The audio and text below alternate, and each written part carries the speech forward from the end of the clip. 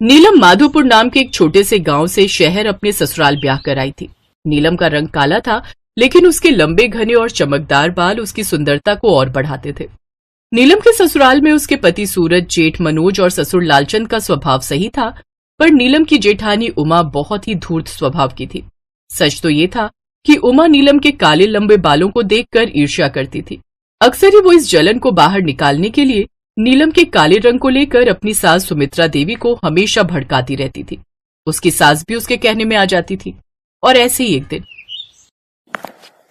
माँ जी, बाबूजी नाश्ता करके जा चुके हैं, ये दोनों भाई भी चले गए हैं, मैंने टिफिन पैक कर लिया है, आप फोन कर दो, दुकान का लड़का खाना ले जाएगा। माँ जी, इसे बोल दो त्योहार आने वाले हैं, आजकल दुकान पर भीड़ होती है, सारे नौकर काम में व्यस्त होते हैं, किसी के पास भी आने का टाइम नहीं है, ये खुद जाकर दे आएगी। हाँ हाँ, और क्या, जा बहू, रिक्शा करके चली जा और टिफिन पकड़ कर। आज यहाँ शहर में खाली घर की रोटी सब्जी बनाने के लिए थोड़ी आई है तू, यहाँ दूसरे काम भी करने पड़ते हैं।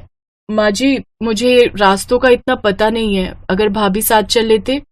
देखो नीलम, मेरे पास इतना समय नहीं होता कि मैं पहले दुकान पर टिफिन लेकर जाऊं, फिर आकर घर के दूसरे काम करूं। बच्चे भी स्कूल से आने वाले होंगे, मैं बिल्कुल नहीं जा सकती। नीलम बहू, तुम्हें मैंने बोल दिया ना कि टिफिन तुम ही देकर आओगी, जाओ, इतनी बहस क्यों कर रही हो। ठीक है माँ जी, मैं टिफिन देकर आती हूँ। तभी नीलम के ससुर आ जाते हैं और टिफिन हाथ में पकड़ लेते हैं। लाओ बहू, ये रोटी का डिब्बा मुझे दो, मैं दुकान की तरफ ही जा रहा हूँ, देता जाऊंगा। तुम भी सुमित्रा, पता नहीं तुम्हें क्या होता जा रहा है, बहू को बाजार भेज रही हो, उसे यहाँ के बाजारों का भी कुछ नहीं पता, थोड़ा तो सोचा करो।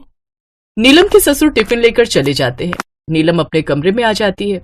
सास कुछ देर लेट जाती है। तभी उमा उसे उठाने के लिए आ जाती है। माँ जी उठिए, मुझे आपसे जरूरी बात करनी है। अब क्या हुआ उमा, थोड़ी देर सोने भी नहीं देती हो, बोलो क्या बात है। ये देखो माँ जी, मैं अपने मोबाइल फोन में कुछ देख रही थी, तभी मैंने ये खबर पढ़ी, बाल बेचकर लाखों कमाओ। क्या कहा? बाल बेचकर? पर हम किसके बाल बेचेंगे? अब क्या गंजी होने का इरादा है? कहीं तू मेरे बाल लेने के बारे में तो नहीं सोच रही? अरे नहीं माँ जी, हम अपने बाल नहीं बेचेंगे, हम तो नीलम के बाल बेचेंगे और उसके बाल बहुत अच्छे पैसों में बिकेंगे। हम चोरी से रोजाना थोड़ा थोड़ा करके उसके लंबे बाल काट सकते हैं और बेच सकते हैं। वैसे भी वो काली कलूटी किसी काम की तो है नहीं, कम से कम उसके बाल ही हमारे काम आ जाएंगे। और मैं यकीन से कह सकती हूँ, नीलम के इतने सुंदर घने लंबे काले बाल बहुत महंगे बिकने वाले हैं। माँ जी, हम दोनों लखपति हो जाएंगे और उसके बाल इतने लंबे हैं तो उसे तो थोड़ा बहुत बाल काटने से पता ही नहीं चलेगा। उमा की लालच से भरी चिकनी चुपड़ी बातें सुनकर सुमित्रा के मन में भी पैसे कमाने का लालच आ गया और अब सुमित्रा देवी ने भी इस काम में सहमति जता दी और अगले दिन से वो मौका देखकर धीरे धीरे नीलम के बाल काटने लगी। पहले दिन थोड़ा, फिर अगले दिन थोड़ा, और इस तरह वो नीलम के बाल चुपके चुपके काट कर बाजार में बेचने लगी। नीलम को इसका पता नहीं चला, लेकिन उसे महसूस हुआ कि उसके बाल धीरे धीरे कम हो रहे हैं। सूरज, आपको नहीं लगता कि मेरे बाल थोड़े कम हो गए हैं? हाँ, लग तो रहा है। कहीं तुम्हारे बाल झड़ तो नहीं रहे? मैं तुम्हें कोई बढ़िया सा शैम्पू ला दूंगा जिससे बाल नहीं झड़ेंगे, टेंशन मत लो। अच्छा, मैं दुकान में जा रहा हूँ। सूरज नीलम के लिए नए शैम्पू भी ले आया, पर नीलम के बाल दिन पर दिन छोटे होते ही चले गए। एक शाम उमा और सुमित्रा ने बहुत सारे बाल इकट्ठे किए और उन्हें बेचने के लिए बाजार जाने लगी। नीलम ने उन्हें बालों को थैले में भरते हुए देख लिया और उन दोनों का पीछा किया। उमा और सुमित्रा एक ऑटो में बैठकर आगे चली गई और नीलम ने दूसरा ऑटो किया और ऑटो वाले को समझाया कि वो अपना ऑटो आगे वाले ऑटो के पीछे रखेगा। माँ जी, आज तो बहुत अच्छी कमाई होने वाली है, नीलम के बहुत सारे बाल इकट्ठे हो गए, अब हम इन्हें बाजार में बेच देंगे, एक ही बार में ढेरों पैसे आ जाएंगे। मेरी एक दुकानदार से बात हो गई है, पर दुकान शहर से काफी दूर एक सुनसान जगह पर है, पर दुकानदार का कहना है कि हमें आज ही उसे ये बाल पकड़ाने, वरना वो कल किसी दूसरे शहर में बाल खरीदने जा रहा है, फिर हमारा उससे मिलना मुश्किल हो जाएगा। हमें आज शाम ही चलना होगा। ठीक है, तो हम आज शाम ही चलते हैं। अरे अपने हाथ से ये सौदा जाने थोड़ी देंगे, और वैसे भी अगर ये बाल नहीं बिके तो हम उस काली कलूटी के बालों का करेंगे ही क्या, हम तो कूड़े में फेंक देंगे। उमा और सुमित्रा ने बाल बेच दिए और पैसे लेकर खुशी खुशी घर लौटने लगी। नीलम दूसरे ऑटो में बैठी, उसके सामने सारी सच्चाई आ गई। उसे बहुत दुख हुआ, उसकी सास और जेठानी उसके बालों को बेचती हैं। नीलम वापस आने लगी तो उसने देखा सुमित्रा और उमा को कुछ गुंडे परेशान कर रहे हैं।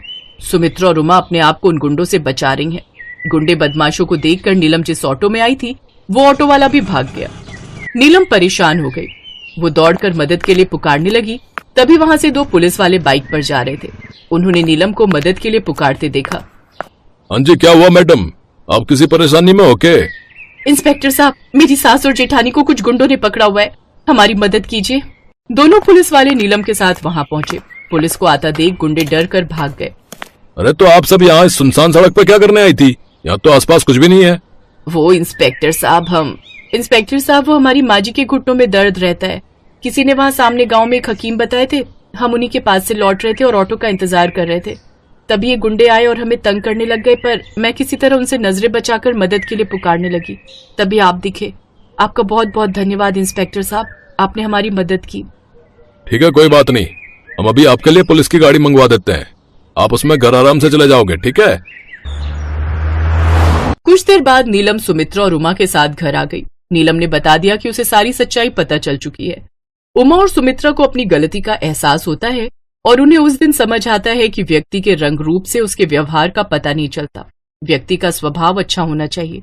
अगर नीलम चाहती तो उस दिन अपनी सास और जेठानी से बदला ले सकती थी, पर उसने ऐसा नहीं किया। उसने अपना फर्ज निभाया। नीलम ने घर में किसी को भी कुछ नहीं बताया कि उसके साथ उमा और सुमित्रा ने क्या किया है। ये देखकर उमा और सुमित्रा की आंखें भर आती हैं। वो एक दूसरे से वादा करती हैं कि अब वो कभी भी नीलम को तंग नहीं करेंगी, हमेशा उसके साथ प्यार से रहेंगी। राखी रसोई में खाना बना ही रही थी कि तभी उसकी छोटी बहन रिमझिम आ जाती है। राखी से ज्यादा रिमझिम का स्वभाव मेलजोल और प्यार वाला था, इसलिए राखी की सास रिमझिम को बहुत पसंद करती थी और उसके आते ही उसकी तारीफों के पुल बांधने लगती थी। नमस्ते आंटी जी, आप कहोगे आज फिर आ गई। सासू माँ की दवाई लानी थी, सोचा रास्ते में राखी दीदी और आपसे मिलती हुई चली जाऊं। तो अच्छा किया ना बिटिया, तुमसे तो वैसे ही मिलकर बहुत अच्छा लगता है। तुम आती हो तो मानो ऐसा लगता है घर में कोई रौनक आ गई। ये बोतल में क्या है बिटिया? ये आंटी जी नया शैम्पू है, मेडिकल वाला बोल रहा था मार्केट में नया आया है, इससे बाल और भी ज्यादा घने और लंबे हो जाते हैं। अरे बिटिया, तुम्हारे तो वैसे ही इतने सुंदर लंबे घने काले बाल हैं, तुम्हें तो किसी शैम्पू की जरूरत ही नहीं है। वैसे ही तुम इतनी सुंदर बालों वाली हो, पर बदकिस्मत तो हमारी बहू राखी है। तुम्हारी बहन राखी ने ऐसा शादी के समय पर क्या लगाया था कि ये पूरी गंजी हो गई और आज तक बाल नहीं आए। वो तो हमारी इंसानियत है जो हमने शादी के लिए उस समय मना नहीं किया। कोई और होता तो गंजी बहू से कभी भी शादी ना करता। अब क्या है, कहीं जाना है तो विग लगाती है। अब देखो गर्मियों के दिनों में तो विग भी नहीं लगा पाती, घर में तो ऐसे ही गंजा सिर लेकर घूमती रहती है। राखी अपनी सास की बातें सुन रही थी। वो गुस्से में बाहर आई। माँ जी, आपको तो हर किसी के सामने मेरी इंसल्ट करने की आदत है। बोल तो दिया गलती हो गई थी, नहीं पता था कि शैम्पू मिलावट वाला है, नहीं तो मैं कभी नहीं लगाती। मेरे बाल हल्के थे इसलिए मैंने वो शैम्पू इस्तेमाल किया था ताकि शादी के समय सुंदर लगूं, पर वो शैम्पू मेरी स्किन को और नुकसान पहुंचा गया और मैं गंजी हो गई। इसमें मेरी कोई गलती नहीं है। जब देखो किसी के भी सामने आप मेरा गंजी गंजी कहकर अपमान करती रहती हो। राखी दीदी, मैं किसी में नहीं आती हूँ, मैं आपकी अपनी बहन हूँ। रिमझिम, तुम भी कम नहीं हो, तुम भी जानबूझकर यहाँ आती हो ताकि मेरी शादीशुदा जिंदगी खराब हो सके। तुम आती हो, माँ जी तुम्हारे लंबे बाल देखती हैं और मुझे सुनाने लगती हैं। राखी बहू, अपनी छोटी बहन से कैसे बातें कर रही हो? क्या तुम ज्यादा नहीं बोल रही हो? और आप जो मेरी इतनी बेइज्जती कर रही थी, क्या वो ज्यादा नहीं था? दीदी, अगर आपको मेरे यहाँ आने से तकलीफ होती है तो मैं आज के बाद आपके घर नहीं आऊंगी। चलती हूँ आंटी जी, नमस्ते। रिमझिम की आंखों में आंसू आ जाते हैं और वो उसी समय वहां से चली जाती है। अगले कुछ दिनों तक रिमझिम राखी के घर नहीं आती। कुछ दिनों बाद रिमझिम के घर सत्यनारायण की पूजा थी। रिमझिम ने राखी और उसके ससुराल वालों को भी पूजा में बुलावा दिया। नमस्ते दीदी, कैसे हो? नमस्ते आंटी जी, कैसी हो रिमझिम? तुमने तो आना ही बंद कर दिया। मैंने उस दिन तुम्हें गुस्से में भला क्या कुछ कह दिया, तुमने तो मुंह ही मोड़ लिया। हाँ बिटिया, बहनों में तो तू मैं होती ही रहती है, ऐसे मुंह थोड़ी मोड़ लेते हैं। अच्छा हुआ तुम आई। और कैसी हो? मैं ठीक हूँ। वो घर में सत्यनारायण भगवान की पूजा रख रही थी, कल सुबह आप सबको मेरे घर आना है। अरे हम जरूर आएंगे, इसी बहाने सत्यनारायण भगवान की पूजा में बैठकर हमें भी पुण्य प्राप्ति हो जाएगी। और फिर कुछ देर बाद रिमझिम चली जाती है। अगले दिन राखी अपनी सास के साथ रिमझिम के घर सत्यनारायण भगवान की कथा के लिए पहुंचती है। वहां पर आए हुए मेहमान राखी का मजाक बनाने लगते हैं। देखो तो, एक बहन के इतने सुंदर बाल हैं और एक बहन बिल्कुल गंजी है। पता नहीं इसकी शादी कैसे हुई, कितनी बुरी लग रही है गंजी बहन। हाँ देखो तो गंजी बहू। रिमझिम का ध्यान पूजा में था। उसने औरतों की बातों पर ध्यान नहीं दिया, पर राखी पूरी तरह गुस्से में थी। उसने किसी से बात नहीं की और घर आकर चुपचाप अपने कमरे में चली गई। ये रिमझिम अपने आप को समझती क्या है? मेरी छोटी बहन है, हर कोई उसी की तारीफ करता है। हाँ माँ बोलो, अब तुम क्यों फोन मिला रही हो? अरे राखी बिटिया, क्या बात है? रिमझिम कह रही थी तू बिना कुछ कहे ही आ गई। मैंने सोचा बहुत दिनों बाद तुझे मिली थी, थोड़ी देर तेरे पास बैठती। माँ तुम अपनी लंबे बालों वाली बेटी के पास बैठो ना, मुझ गंजी बेटी के पास क्यों बैठना है? मेरा मन नहीं अभी बात करने का, मैं फोन रख रही हूँ। राखी गुस्से में अपनी माँ का फोन पटक देती है। मैं रिमझिम के लंबे बाल हमेशा के लिए खत्म कर दूंगी। भले ही वो मेरी सगी छोटी बहन है, पर मैं उसे खुश नहीं देख सकती। मैं आज ही गंजे होने की दवाई लेकर आऊंगी और रिमझिम के बालों में छिड़क दूंगी। कहते हैं ईर्ष्या इंसान की मति फेर देती है। फिर चाहे कोई अपना ही क्यों ना हो, इंसान बदले की भावना में कुछ भी गलत करने को तैयार हो जाता है। और ऐसा ही राखी ने किया। राखी ने बाजार से एक ऐसी दवाई खरीदी जिसे लगाने के बाद सिर के सारे बाल उड़ जाएंगे। राखी बहाने से अपनी बहन रिमझिम के घर गई ताकि वो उसके बालों में दवाई छिड़क सके, जिससे रिमझिम गंजी हो जाए। पर राखी की आंखें खुल गईं जब वो रिमझिम के घर पहुंची।